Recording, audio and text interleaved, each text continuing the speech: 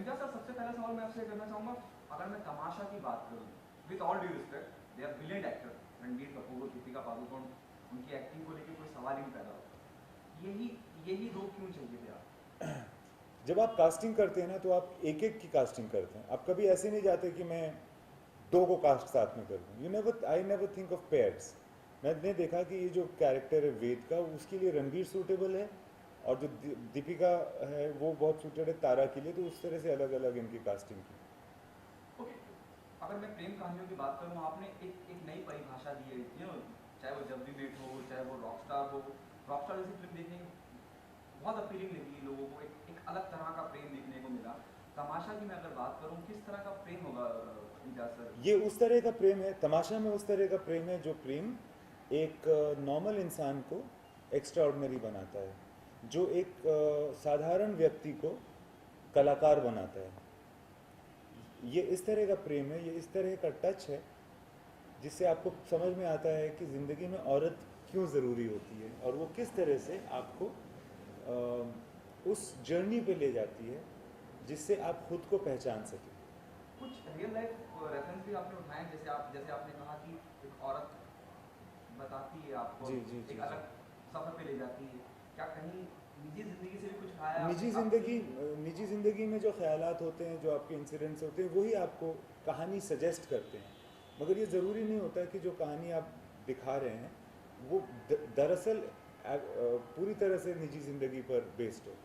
तो मेरे ख्याल से कुछ छोटी मोटी चीज़ें होंगी जो मैंने भी अपनी ज़िंदगी में देखी हैं, जो आप तमाशा में देख सकते हैं, मगर पूरे तौर पे ऐसा नहीं है कि ये पिक्चर ऑटोबायोग्राफिकल है। कि तमाशा टाइटल देने की कोई खास वजह?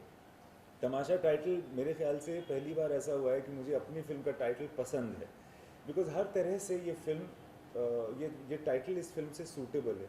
पहली बार तो तमाशा का मतलब जो होता है वो होता है एक स्पेक्टिकल, एक नज़ारा, या कह लीजिए एक शो जिसको आप देखते हैं और जो जिसको देख के आपको मज़ा आता है।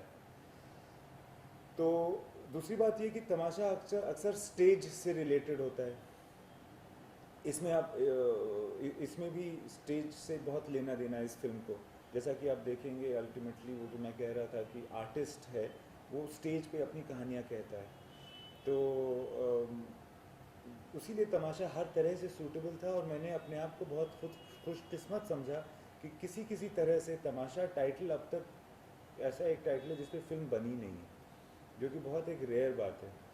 ओके, वैब की मैं बात करूँ, रणबीर कपूर की बात करूँ, मैं तारा की बात करूँ, पहले दिन द वेरी फर्स्ट शॉट और the very first seen you shot with him, क्या ब्रीफ था आपका दोनों को, किरदारों को पहले तो लेकर? उनको कहानियाँ पता थी, दोनों रणबीर और दीपिका को कहानी फिल्म की पता थी, उसके कैरेक्टर के बारे में, कैरेक्टर की कहानी, उसकी बैक स्टोरी, क्या ज़िंदगी रही होगी, सारी चीज़ों की डिस्कशन हो गई थी। हमने कई सारे सीन्स इधर वर्कआउट भी कर लिए थे इसी कमरे में, ऐसे इम्प्रोवाइजेशंस, स्क्रिप्ट रीडिंग, उस तरह से हम हर तरह से तैयारी भी की हुई थी। पहला जो शॉट था पूरी फिल्म का, जो पहला शॉट जो था वो दोनों रणबीर और दीपिका दोनों के साथ था कॉर्सिका में। एंड बस कुछ नहीं, उन्होंने स्क्रिप्ट पढ़ा, फिर वो हम लोगों ने डिस्कशन फिर से किया, उसके बाद हम लोग गए वहाँ पे, और पता नहीं मुझे मैंने क्या कहा या उन्होंने क्या पूछा, it just flowed like that. तो क्या आप इतनी आसानी से कह जाते हैं चीज़ें? अगर हम गाने भी अगर हम देखते हैं आपकी फिल्मों की, वो कहानी को कहीं ना कहीं आगे ले जाते हैं। और चाहे मैं वक्त वक्त की बात करूँ या तुम जो ना होते, तो ये पिक्चराइजेशन में कितना इन्वॉल्वमेंट रहता है इनका अरे आपका? क्योंकि क्योंकि क्योंकि मेरे पूछने के पीछे रीज़न है, अगर आप वो गाना देखें जहाँ अगर तुम जो गाना साथ हो है दीपिका जी। साथ हो, उसमें मोहब्बत नजर आती है कि ये एकदम टाइट पकड़ रखा है रणवीर को, रणवीर छुड़ाने की कोशिश कर रहे हैं, मोहब्बत दिख रही है। वो क्या कितना इन्वॉल्वमेंट रहता है आपका, और वो लगता है कि हाँ वाकई में ऐसा ऐसा होता होगा, ऐसा हो सकता है। मुझे गाना शूट करना बहुत पसंद है, और लोग अक्सर मुझसे पूछते हैं कि क्या मैं कभी ऐसी फिल्म बनाऊंगा जिसमें गाने ना हो। मुझे बड़ा डर लगता है, क्योंकि मुझे गाने शूट करने में बहुत मज़ा आता है, और मैं बहुत ज़्यादा इन्वॉल्व रहता हूँ। इनफैक्ट इस फिल्म में 7 गाने हैं जो पिक्चर में दिखते हैं, उसमें कोरियोग्राफर सिर्फ 2 गानों में, बाकी हम लोगों ने अपने से ही किया है। कई बार ऐसे डांस भी हैं जो इन लोगों ने खुद ही किया है, खास करके रणबीर ने बहुत सारी चीज़ें खुद ही की हैं, हम लोगों ने आपस में वर्कआउट किया है। एक्चुअली मैं इसको मजाक में कहता था रणबीर को कि इस फिल्म में तो तुमको कोरियोग्राफर का भी टाइटल मिलना चाहिए और मुझे भी। तो मुझे मज़ा बहुत आता है, मगर मैं चाहता हूँ कि गाने जो है ना फिल्म में, वो फिल्म की कहानी को आगे बढ़ाएं। ऐसा ना हो, देखिए अक्सर हमारी ज़िंदगी में ऐसे लम्हे होते हैं जिसमें हम कुछ बोलते नहीं हैं, मगर वो बहुत मीनिंगफुल होते हैं, और तो यहाँ पे स्कोप होता है गाने का। तो मैं गाने बहुत एंजॉय करता हूँ अपनी फिल्मों में। अगर तुम साथ हो, खास करके वो जिस जिस सीन का मैंने जिक्र किया जहाँ दीपिका ने बहुत जोर टाइट करके पकड़ रखा है रणवीर को, उस सीन में, उस सीन का आपका क्या विवेक, जैसे आपने कहा कोरियोग्राफर तो नहीं था, लेकिन क्या एक खासियत थी उस सीन की, एक खासियत है, मैं आपको बताता हूँ। पूरा जो वो सिचुएशन था उसमें क्या था, मैंने दीपिका और रणवीर को कम से कम चीज़ें बताई थी। आप कह लीजिए एक तरह से एक्सपेरिमेंट था। मैंने कहा कि बहुत कम चीज़ें बताई मैंने कि ये ऐसे ऐसे ये सीन होता है, सीन के बाद ये गाना शुरू होगा। 4-5 चीज़ें बताई थी कि ये टेबल है, वो छुड़ा के यहाँ आएगा, ऐसे बैठोगे, फिर वो आके ऐसे बैठेगी, फिर तुम इधर देखोगे, और फिर वैसे, और उसके बाद फिर तुम उठ के चले जाओगे। कब, कैसे, कितनी देर के बाद, ये कोई कुछ नहीं बताया था। मैंने बोला था अब तुम लोग जो करोगे वो मैं देखूंगा और फॉलो करूंगा। फिर मैंने देखा कि वो ऐसे कर रहा है, तो मैंने बोला एक सेकंड, तो अभी शॉट ये होगा। ये नहीं था कि मैंने शॉट पहले से डिसाइड किए हुए थे, यूजुअली उल्टा होता है। तो उस गाने में आप समझ लीजिए कि मैं रणबीर और दीपिका को फॉलो कर रहा था। ओके, मैं वसत पे आता हूँ। वसत की अगर मैं बात करूँ, एक एक्टर जो उसमें रॉक स्टार टाइप हैं और उनके विग वगैरह लगा रखी है आपने, और हस्बी ओबामा का रिश्ता पे छोटा सा रोटी का बहुत अच्छा किया था। हुए थे। जस्ट उनको भी लेना है क्योंकि आप म्यूजिक एक अलग तरह का है, और फिर पिक्चराइजेशन भी आप जिस तरह करते हैं, कहाँ से सोचते हैं ज़्यादा? देखिए क्या है, मैं आपको बताऊं क्या होता है कि मैंने दुनिया में बहुत जगह ट्रैवल किया है, मैंने हर सतह के लोग से मुलाकात की है। मुझे लगता है कि कुछ मूलभूत चीज़ें होती हैं ना जो हर आदमी में कॉमन होती हैं। जो शहर में रह रहा है वो कहीं ना कहीं अपने आप को एक मैकेनिकल ज़िंदगी में फंसा हुआ इंसान समझता है।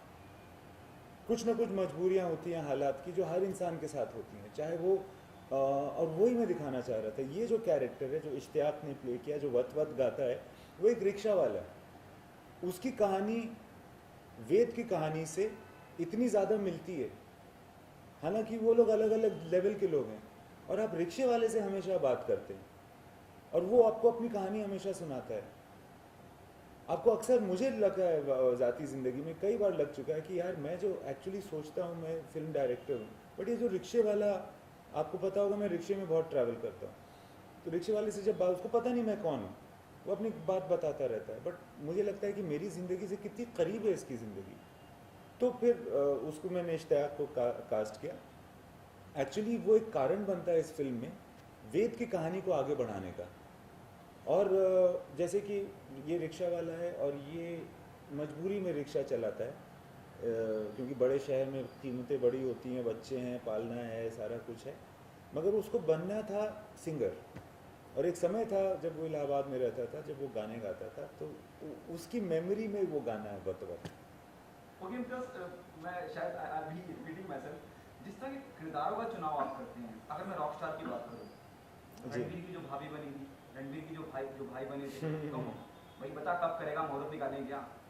हाईवे की मैं बात करूँ, जहाँ पे वो रणदीप हुडा का जो हेड रहता है वो आके कहता है भाई भाटी ये बात तो रह जाएगी, वो अच्छा डायलॉग था। इतनी डिटेलिंग कैसे कैसे करते हैं रणवीर और इम्तियाज आप, मतलब, और फिर उसके बाद वो किरदारों को देखना बड़ा मुश्किल होता है, वो नजर भी नहीं आता। जी जी जी जी जी जी।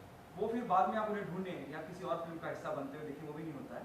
और लेकिन हाँ, वो जितने वक्त के लिए भी रहते हैं, भले से थोड़े से वक्त रहे, छाप छोड़ जाते हैं।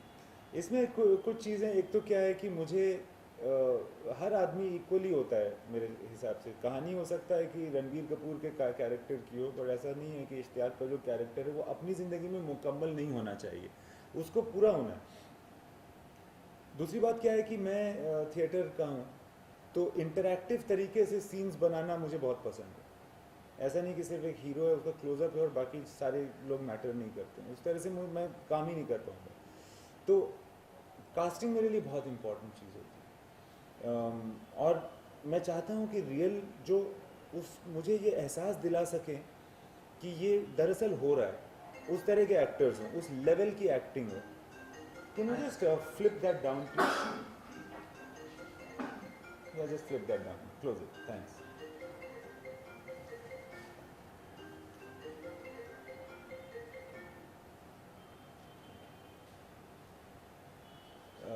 जी। तो दूसरी बात क्या है कि आजकल कास्टिंग जो है वो धीरे धीरे ज़्यादा से ज़्यादा इम्पोर्टेंट होती जा रही है। पहले डायरेक्टर की टीम को ही कास्टिंग करनी पड़ती थी, हम लोग खुद ही। बट अब क्या है, मुकेश छाबड़ा की वजह से, जो इस फिल्म के और लव आजकल के वक्त से मेरे साथ काम कर रहे हैं, उनकी वजह से मुझे बहुत आसानी होती है ऐसे एक्टर्स को चुनने में और वहाँ तक पहुँचने में जो शायद बॉम्बे आए ही नहीं है कभी, मगर हम उन तक पहुँच सकते हैं। हम वो माध्यम भी बन सकते हैं कि अच्छे एक्टर्स जो हैं वो यहाँ आ जाए। आप तमाशा में देखिएगा, जैसे आपने हेमंत मोहर की बात की, जो जो कहते हैं कि ये बात तो रह जाएगी भाटी, या आपने उसके पहले रॉकस्टार में वो बात की थी। बहुत ही अच्छे एक्टर्स हैं ये लोग। बाद में मतलब उनमें से कई एक्टर्स ने बाद में भी एक्टिंग की, भाभी हों या वो जो बड़े भाई हैं जयदीप। जयदीप ने अनुराग की फिल्म में बहुत बड़ा रोल किया था। तो I am actually very thankful to Mukesh, जो बाहर से जाकर के ऐसे लोगों को लाता है। और इस फिल्म में, तमाशा में, आपको देखने में आएंगे ऐसे कई सारे पार्ट्स। अब मैं बहुत एक्साइटेड हो गया हूँ आपकी बात सुन के कि आप खुद देखिएगा। पर्सनली ज़ाती तौर पे आपसे कह रहा हूँ कि शिमला में हम लोगों ने बहुत सारे सीन्स किए ना, बहुत बड़ा पार्ट है शिमला में, कॉर्सिका में, वहाँ के एक्टर्स के साथ। शिमला में भी नहीं, शिमला से भी छोटी जगहों के एक्टर्स के साथ। हमारे में राम सीता है, सीता जो हैं वो एक वो सीता नौटंकी में प्ले करती है मनाली की रामलीला में, और जो राम है वो जो यहाँ पे शिमला में जो रामलीला होता है उसमें राम प्ले करता है। सो ये वाले एक्टर्स हैं जिन्होंने, रावण जो है वो भी शिमला के हैं। सो ये बहुत कास्टिंग, तो शिमला में जाके वहाँ रह करके इन लोगों ने कास्टिंग की है। फिर मैं जा कर के वहाँ मिल कर के लोगों को फाइनलाइज किया है। कॉर्सिका में भी यही किया हमने, अलग अलग जगह में इस तरह से किया है। ओके मीरा, अगर मैं मीरा जो किरदार निभाया था उसको दिखाने बहुत वक्त पहले, सैफ की फिल्म की मैं बात करूँ, कॉकटेल में, कितना कितना ग्रो किया उन्होंने as an actor, as an individual. बहुत ज़्यादा ग्रो किया है मेरे ख्याल से। दीपिका की एक शाइनेस थी, वो बहुत शाई है एज अ पर्सन। वो शाइनेस पहले उसकी एक्टिंग में भी आती थी, उसके कॉन्फिडेंस को कम करती थी। अब वो शाइनेस उसकी ज़िंदगी में तो है मगर उसकी एक्टिंग में नहीं होती।